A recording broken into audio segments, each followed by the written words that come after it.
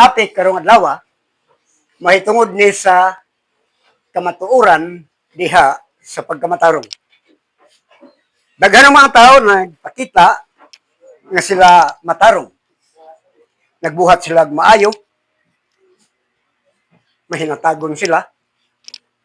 Ug imo makita ang ilang pagkamaayo.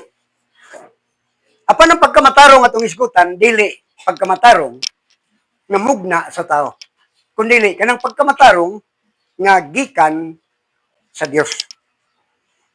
Makahimo kita sa tanang maayo kung gusto nato. Apan dili ang atong pagkamatarong maoy gikinahanglan. Kay matud pa sa Biblia, ang pagkamatarong sa tao samara sa trapo.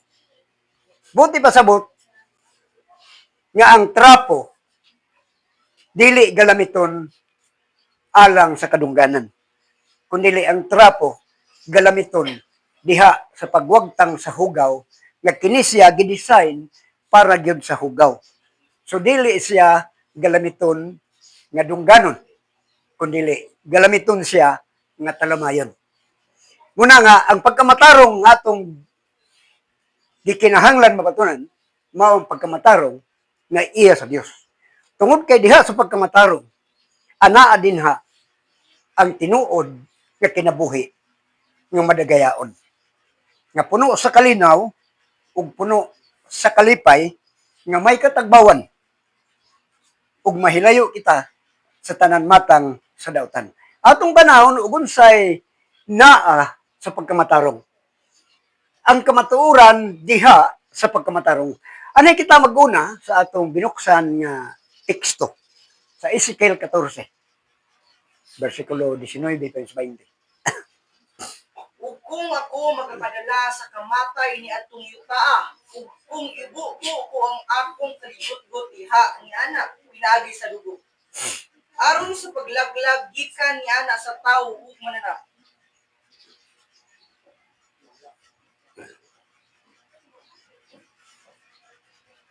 Bisan pa si Noe, si Daniel og si Hub, anaa ni anak, ingon nga ako buhi, nagaingon ang Ginoong Jehova.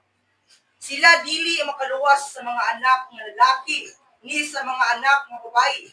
Sila makaluwas lamang sa ilang kaugalingon, nga mga kalag pinaagi sa ilang pagkamatay. So ang kaluwasan wala sa laing tao, wala sa imong parente, wala sa igsuon o sa ginikanan. Kundi ang kaluwasan naa sa imong kaugalingon. Nga bisan pa nga diha sa taliwala na ay nagtinarong, kung maabot man ang katalagman, siya ragyod ang maluwas. Sumala sa gisulti ni Ezekiel, pinaagi sa pulong sa Dios.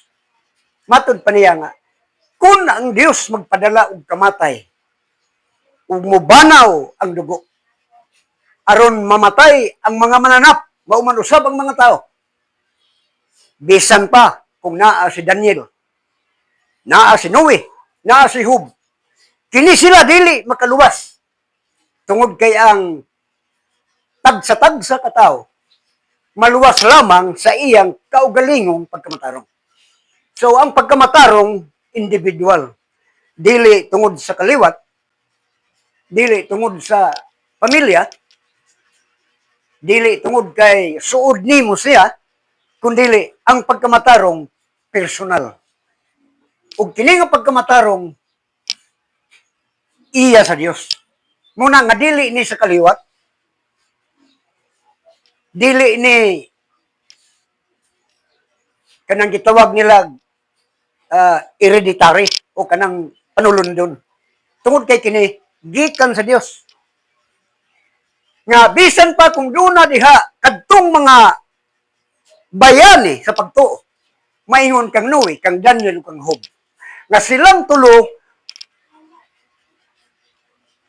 proven nga sila matarong. Apan kini sila dili makaluwas sa mga anak nga babae ug sa anak nga mga lalaki ni bisan kinsa. Kundi maluwas lamang sila sa ilang kaugalingong pagkamatarong. Ang pagkamatarong nga gikinahanglan, kinahanglan pagkamatarong nga hingpit. Kita dili, kita hingpit. Pero gapaning kamot kita nga mahingpit. Kaya nag-ingon ng Biblia, kinahanglan nga kamo magmahingpit, maingon nga inyong amahan nga naa sa langit, hingpit man.